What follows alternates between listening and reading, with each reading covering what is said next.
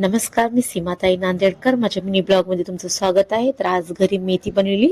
मेथी मस्त साफ करून धुवून घेतली, तडका दिली हिरव्या मिरच्यामध्ये आणि कांद्यामध्ये टमाटर टाकून, आणि त्यामध्ये मुगाची डाळ टाकली. खूप छान झणझणीत झाली होती भाजी. पीठ तिळून उंडे करून घेतली होती चपात्या बनवण्यासाठी. चपात्या बनवून घेतल्या मस्तपैकी गरम गरम, आणि लगेच मी कामाला पोहोचले. कामाला पोहोचल्या भाभीला विचारलं आज जेवायला काय बनवायचंय भाभी. भाभी बोलली की चिकन पास्ता बनव. चिकन पास्ता कधी खालात का तुम्ही? तर इथं सलाड बनवले, अजून दम बिर्याणी. तुम्हाला तर सगळ्याला माहीतच आहे की दम बिर्याणी मला खायला पण आवडती आणि बनवायला पण आवडती.